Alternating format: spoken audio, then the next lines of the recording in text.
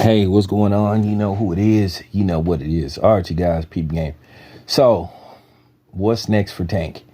As I said before, if Tank is box office and Tank is the superstar, it comes a time where Tank is going to have to make more intriguing fights and more interesting fights. Listen, Tank will be a favorite, or at least it will be a 50-50 fight or a 55-45 fight, somewhere in between when it comes to Tank, because his power is freakish and Tank has a puncher's chance with anybody. All it takes is for Tank to land the right shot.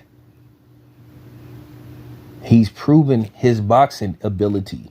He can box as well as hit. He's just not a brawler. He can box, and he has a high ring IQ.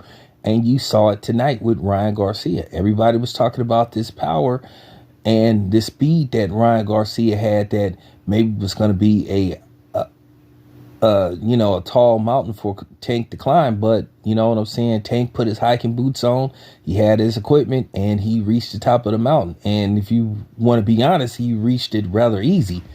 This wasn't a very difficult climb for Tank Davis. It's not like he got seriously hurt in the fight. He caught some shots, and he caught them flush. But at the end of the day, he shook them off.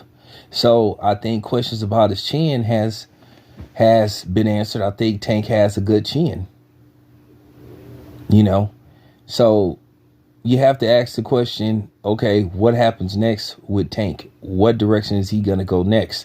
You notice Tank didn't really say who was going to happen next for him. But you don't want to see the same pattern in script. Now, you have to ask yourself, does Ryan Garcia want to do this again? He has an option for a second fight, and he may not do it again. You heard Oscar claiming that, hey, Ryan Garcia wasn't ready for Tank. So to me, that's a sign of, we're probably not going to let him near Tank again, because Tank could do some serious damage to him. You knew when Tank dropped Ryan Garcia early in the fight, you knew that, all right, it's just inevitable. It's going to happen. I already knew once Ryan Garcia got dropped the first time, I knew that, well, it was coming.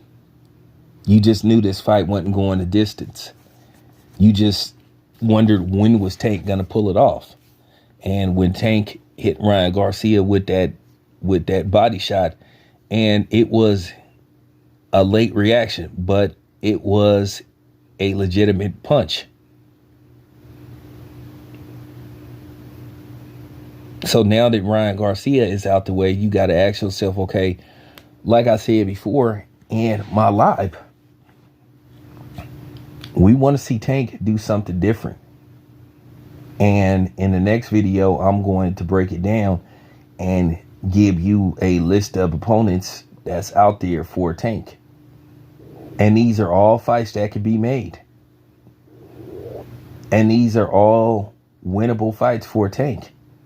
We want to see Tank, at least for the most part. We want to see Tank in more dangerous fights.